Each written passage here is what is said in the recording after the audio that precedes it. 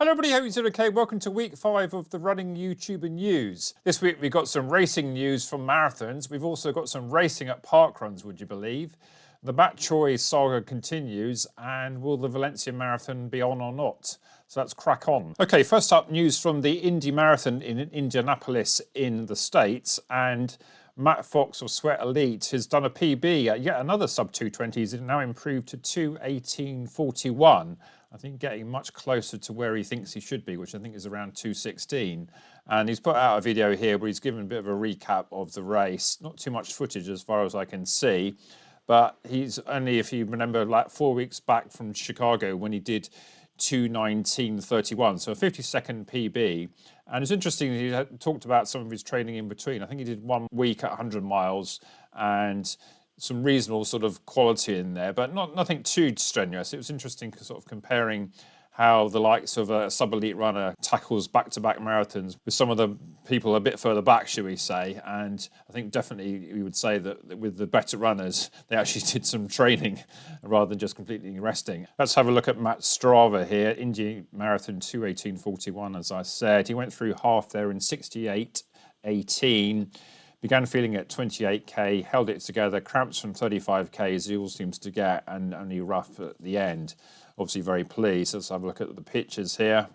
I've got the saw kit on. I think he's slightly hiding it. It looks like he was starting on the front row, so that's something to behold. So it looks like in a nice group, doesn't it? And then obviously he finished on his own. It looks like he finished in quite a bit of pain. I think it's got the Alpha Fly 1s on as far as I could see there. Let's have a look at his mile splits. So he started off with a 5:10, 5:10, 5:1. So they're all extremely consistent. They're all just over 5-minute miling, which is exactly what he needs to do. And he was sort of holding the 5:10 pace there right until the very end. We just dropped off slightly. But yeah, it's a very good run, isn't it? Now, also in the race was Eric Floberg. Floberg runs on YouTube. I don't think he's done a video yet, but I've checked into his Instagram. He did 2:34:30, so he just missed his PB by 31 seconds, which is kind of frustrating. And that, I think, is his wife. They're nothing really to do with the marathon, but it's her 33rd birthday. So yeah, happy birthday to her.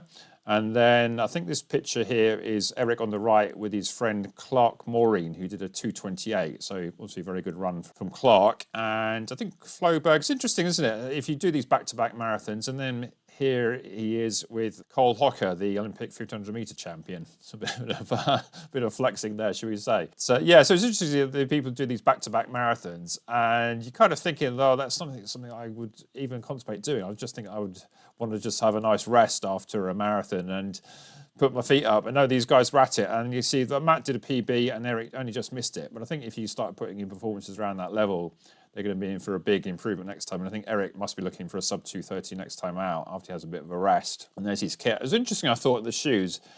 We saw Matt in the Alpha Fly 1s, and I think Eric was in the Alpha Fly 3s for Chicago, and he's now swapped to the Endorphin Elites there. So clearly both shoes working pretty much just as well. Got the Bandit kit on there. Not really a brand that really gets to the UK, is it? Has anyone seen that in the UK? If you also have a look at Floberg's Strava, it's interesting there straight away. I've seen the Saucony Endorphin Elite at 275 miles. So if that's true, that's an awful lot of miles to be wearing for your best marathon, isn't it? But it just goes to show that they must hold up well. And here he seems to be quite pleased with this effort, although it's obviously frustrating that he was 31 seconds shy of the PB. So let's have a look at the pacing. Looks like he went through halfway in around about 1:16:30. So if he ended up with just over 2:34, it's basically a 1:16:30 then a 1:18, isn't it? So let's have a look at these splits. They're all quite consistent, aren't they? You have to say. So starting off averaging around about 5:45 and then ending up just under 6-minute miling. So yeah, that's a very good paced race, I must say.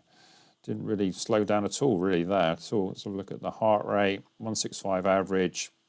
See it drifting up at the end. That's always a good sign, isn't it? If you've got your heart rate drifting up at the end, that means you're putting in a solid effort. 191 cadence, that's quite high, isn't it? I think when I've seen footage of him, he does look like he's sort of bounding along quite nicely.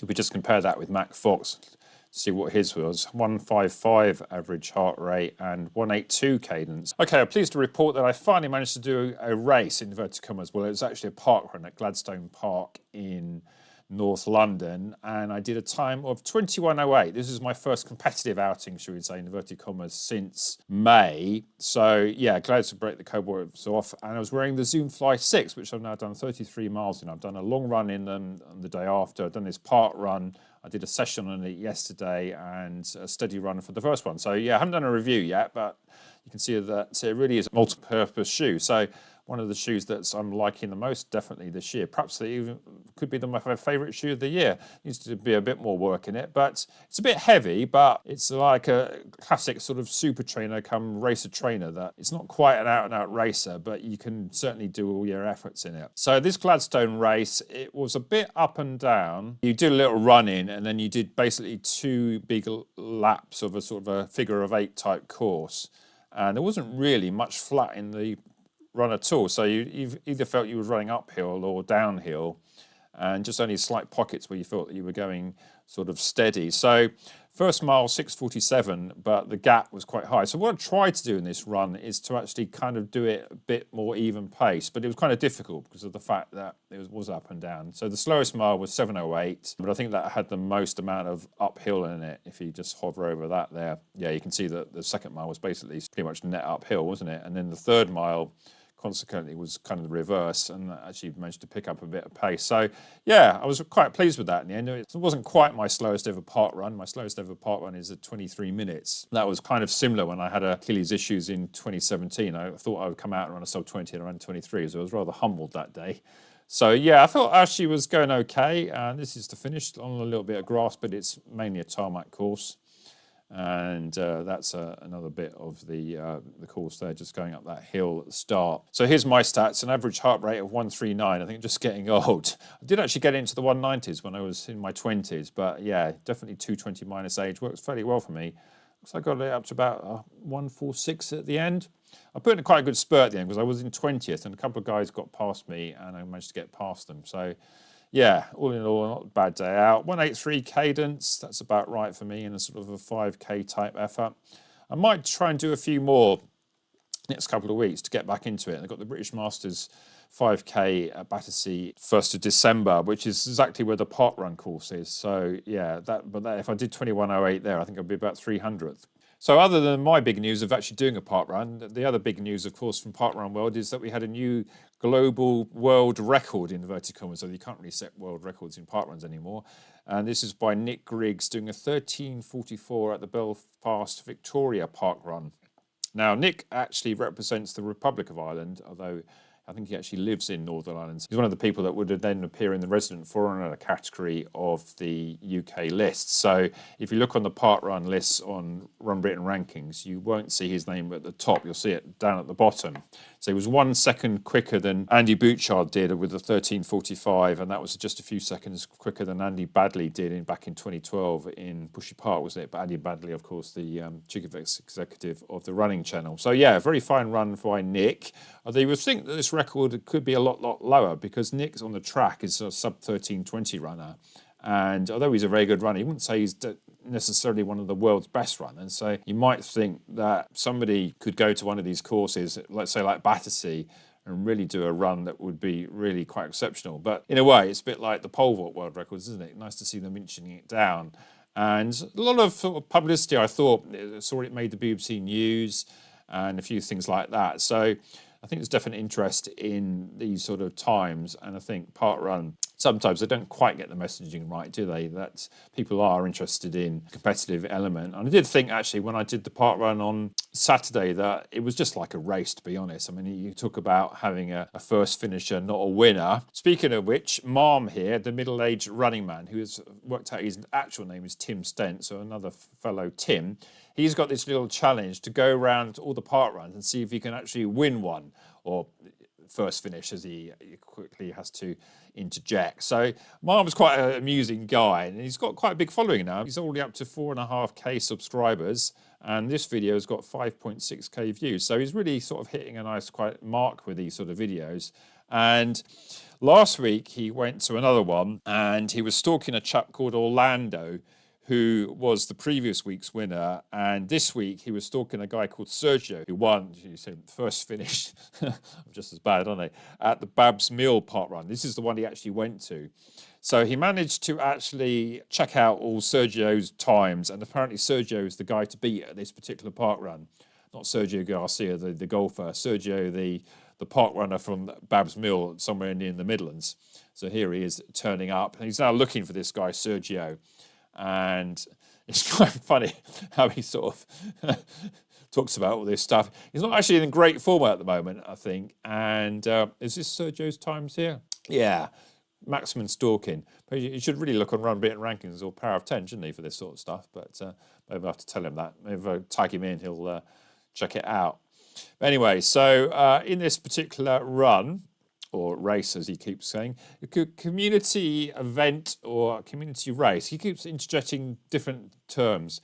And there's a couple of guys here that he remarks are like AC/DC, and he also thanks the marshals, because he also needs to thank the marshals. So this guy, obviously a groupie from AC/DC, and another one there behind, they're in a bit of a battle for this win. And the guy in yellow top there, borrowing a term from Crown My Run, he seems to have got a bit of a speed at the start, and Tim here is always taking this very seriously, because I think if I was in a serious race come park run, I wouldn't be able to blog anything. I'll just have to be foot to the metal. And it looks like here he's actually been overtaken by two of them. And yeah, but he's just hot on their heels there. I think he's just biding his time. And if we scroll forward a bit, yeah, I think, oh, yellow top here is just, no, he's just waiting to overtake him, isn't he? And if we still scroll on more, you know, now you're seeing Tim at the lead here. And where's the yellow top gone? He seems to have dropped him completely. And if we scroll forward, yeah, another marshal to thank. And I think this is the victory lap here. That's a little screenshot of the times coming in. He did a 5:42 mile, which I think I'd be quite pleased with that mile flat out at the moment. I was just checking Tim's times. He did a 17:51 parkrun PB in the summer, so he's not quite in that form. And here's the glory lap. He's so pleased with himself, he can't even get his camera straight. I was thinking, well, there's not much of a challenge, is it? Because last week he came second. There's the times. And this week he's already done the first finish. But he says he's going to continue with this. Maybe he's going to go around like Ollie Goward and try to win every parkrun every week. I think he's over 500 wins now, or first finishes. And so, yeah, chatting to all the people. I think this lady did 24 minutes. You obviously must know her or something. I'm not sure. What's she got on there? Is that one of those belts that you put your phone in? I'm not quite sure if they're any good. Has anyone got one of those? Anyway, yeah, to the spoils the victor. So it's quite funny. This definitely worth checking out. Right, speaking of racing at park runs, John Broom has been at it as well. Now he managed to do 19:43. He's now talking about my SSS listings for the fastest courses at Selby Park Run, which is basically on an old airfield. It seems to go out on the old airfield, do a U-turn, and can come back again. The first K of which is on a really smooth surface. Now, John here was not quite sort of challenging for the win. I think it was an M60 who did a course record on this particular one. Although you can't really set course records anymore, but obviously people know what the times are and look them up. And I was quite concerned with that guy in front there. He's got a yellow sort of top round his waist, and he was wearing that from the start. He was thinking, well, why would you want to put that around your waist the whole way around? It's a bit odd sometimes, isn't it? Anyway, so John's got the head camera on. I never quite know with head cameras, because you can't really see the people in front of you, don't they? And this is doing the U-turn and they're coming back the other way. But John did a very nicely paced park run here with a progression. Now, that's one of my ambitions, to actually do a 5K hard, where you literally do speed up each K. Maybe I'll try and do that in the weeks to come. I was thinking I might try and do a park run on Saturday, maybe the week after. I figured if I sort of almost race myself fit in terms of like getting a few 5Ks under my belt, then I might be able to hit that British Masters 5K and not look completely stupid. John's actually entered in it, but he's on the waiting list, unfortunately, because it's sold out. So yeah, I'm hoping I'll be able to meet up with him, but if not, then maybe one day. So if you just scroll forward a bit, and then I'll show you the nice tarmac bit at the end. Now, I think John did manage to get past the guy with the fluorescent top on him. And yeah, you can see this lovely smooth surface here. So if I was up in the Selby district in Yorkshire, then it's me once again. Now, he was debating whether the Selby Park Run is faster than the one at Hull, which I think apparently at the moment is out of action, or they've had to change the course due to works in the park. But the rankings that I do puts Hull just slightly faster than Selby, but there's not much in it. And I think it's talk that on, because it's quite exposed here, Selby on its day could be potentially faster. Now, a lot of people have asked me, am I going to do an update on the fastest, slowest times? Well, yes, I am. I've got all the data. I was just kind of waiting to see what the effect of Battersea Park Run is, because in theory that should be the fastest park run now, aside from Pegwell Bay, which is well short. And that's still, spoiler alert, coming out the fastest. So here's John with the K to go, as we're just intersecting. He's done a 3:50 there, so he's going to be going on for about a 3:45 final K, isn't he? And it's always good to be overtaking a few ladies at the end. Must stir you on. Where's Dawn? I think she's further back somewhere. And you can see that the nice path there on the left and not so nice paths on the right. But if you want to get past somebody, then clearly that's a good one to do. And yeah, you're kind of thinking, well, you really do need a voiceover commentary, don't you, with these sort of visions of nothingness up ahead. And yeah, so excellent running from John. As I said, 19:43, his fastest 5K for 5 years. And I actually worked out it's his fastest parkrun for 7 years. Here we go, he's even put it on the screen there. Best in 5 years at any 5K, not just a parkrun. So yeah, well done, John, and hope I'll see you at Battersea in a few weeks' time. Now, on a slightly different theme here, we've got the athlete special, who was a 4-minute miler and briefly a member of the Brooks Beasts, if you remember, a few years ago. So this is Spencer Brown. He seems to have got a bit of an injury, and he's actually trying to do a challenge here at a parkrun in Boulder, where he worked out that the average speed of a 5K is 35:22. That's obviously the people that just run a 5K, obviously not out the whole population. So for a bit of a challenge, he's going to try and walk faster than 35:22 at this parkrun. And obviously not the great conditions for this. And he's got Ali Ostrander, his partner, who's also an elite athlete. Well, you'd argue that relatively Ali is a better athlete than Spencer, but Ali also does a channel. I'll put a little clip of her in a minute. And yeah, you can see that this bit of the park run is not too bad. They've had a lot of snow in Boulder already, so it's interesting how quickly it snows in America, doesn't it? There's extremes of temperature. 1 minute it's like baking hot, next minute you've got a snowstorm. So I'm not quite sure that he's walking for me. He feels like he's sort of almost tripping over himself. I'm not sure that he's actually doing that walk properly. But anyway, he's clearly not running, and this park run goes on, and it quickly gets quite snowy quite quickly. We'll skip past the sponsored advert. Don't think we need to see that, do we? And then, yeah, here we go. It feels like he's got a bit of a struggle going on there. But spoiler alert, if you scroll to the end, he managed to come in a time of 36:12. So I think we can blame the snow for the fact that he didn't manage to walk faster than the average time of a 5K run. But what was interesting, I thought, in this park run, he managed to come 16th out of 28 by walking. So it just goes to show how inclusive park runs are, doesn't it? And only 28 people in this park run. You might think, well, Tim Stent needs to go here and he'll be able to pick up the victory. Although in Boulder, you might imagine the old elite athlete would suddenly turn up. So here comes Spencer coming in. This walk reminds me of Mark Lewis when he did a race walking video. But anyway, there, 36:12. So hopefully we'll be back to running soon. So here's the result. It was 1 in 21:03, or first finisher. So I think MARM needs to get himself there. And there we go. Local legend Brown. I don't think that's really allowed to have not your real name, is it, in parkrun? 36:12. Here is Ali herself, Ali Ostrander. She has run for America in the World Cross Country Championships this year. She tried to qualify for the Olympics in the steeplechase and didn't quite make it, though. She has run for America previously in the World Championship, so very much an elite athlete. She's more into trail running these days. She's sponsored by N Normal. And after the failing to make the Olympic team, she was in the US trials steeplechase final, and then she's done a few trail races. So I think she's just doing one last race this year, which is a 10K, I think it's the American Trail Championship. So she's just doing a video here where she talks about her training. Definitely worth checking out, Ali. I feel like her much more sort of an honest sort of person. Well, not in that she's not trying to make a big show of herself and just trying to document her training. But yeah, 78K subscribers there. And you might argue that quite soon she'll be past the athlete special, who's just past 100K. I think she's the better runner. And yeah, so good luck to Ali in the 10Ks at the weekend. Okay, the Matt Choi episode of him being disqualified for the New York Marathon is still rumbling on, and I think everyone's now weighing in with their opinions and stuff. And I thought this was quite amused by this little cartoon video here by The Serious Show, which is the companion channel to The Serious Runner, the guy that also has the Tracksmith's top on. So yeah, you probably need to go and watch this one with the sound on, but here's a guy on a bike with a camera just sort of plowing through a load of runners. Yeah, quite a poignant video. Now, I thought it was interesting that Matt himself has done a video which he talks about being banned. And I actually thought this was quite a good video. I mean, I think in a certain sense, he's on a no-win situation here. And you can see in a way why he's got 284,000 subscribers, because he did come across as actually being quite contrite in the video, I thought. And if you look at the comments, though, a lot of people saying, oh, it's too much too late. But at the end of the day, this is a guy that makes his money from making content. So he's not really going to just crawl under a hole and disappear completely. He obviously hasn't done any videos, as far as I know, on anything else. But he's kind of interviewed for this video by his videographer, which is a guy called Connor Bates. And I think this is quite a well-produced video. I think it's definitely worth watching if you want to get his take on things.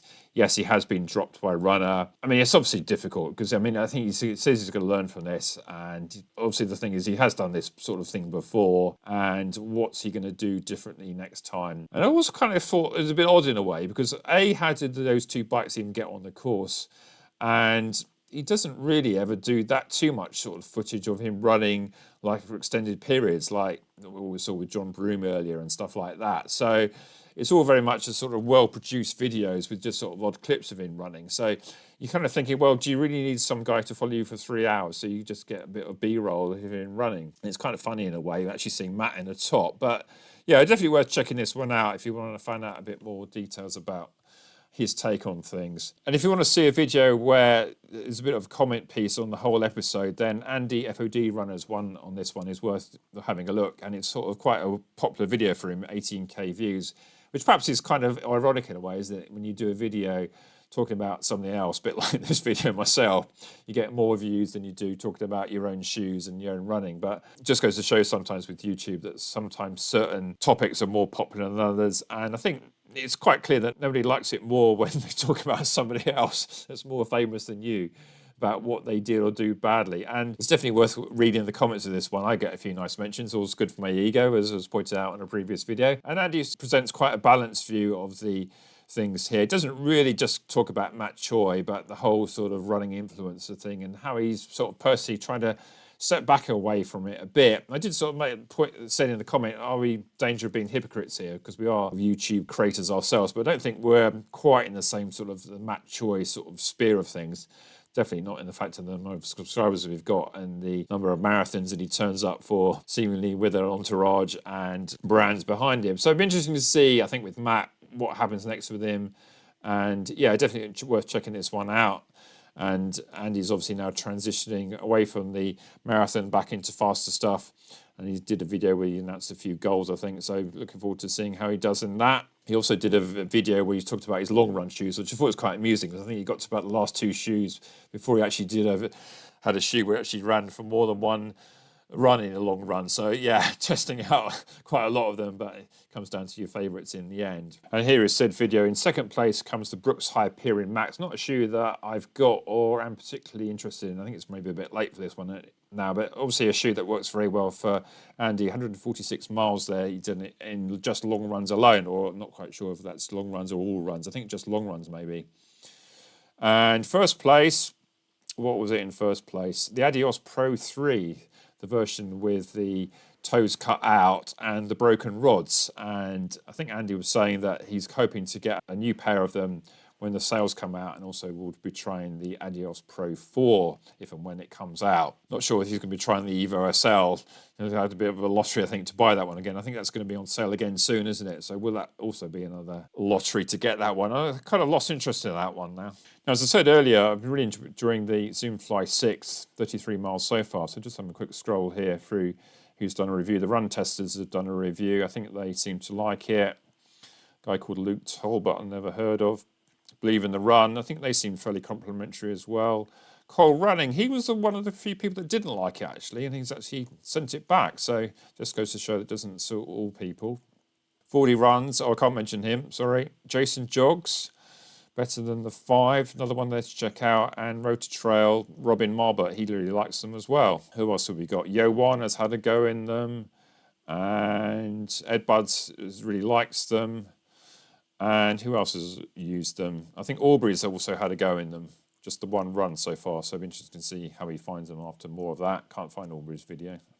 So another big talking point at the moment is, will the Valencia Marathon go ahead? A lot of people are not sure whether they think it's appropriate or not. I've just logged onto the Valencia Marathon website to see if there's any news, and they've still got a countdown to 17 days to go, and there's no official news on here. I heard a report of a press release that they sent out to the people that registered to say that they're still trying to decide and would let know people shortly. I thought that announcement was meant to have happened by now, but I think it's a double-edged sword, isn't it? I think on the one hand, people are saying, well, it's not really respectful to go a place that's had so many people sadly passed away, and will that infrastructure be good? On the other hand, people are saying, well, the course itself is probably okay, and it brings in so much sort of revenue and tourism for the area that perhaps the local people would appreciate that. So yeah, I was speaking to Matt Reese, who was hoping to run in it, and he's a bit uncertain as to whether they should be going or not, but it remains to be seen. So yeah, if you're running in that one, are you going to be still going, or what do you think?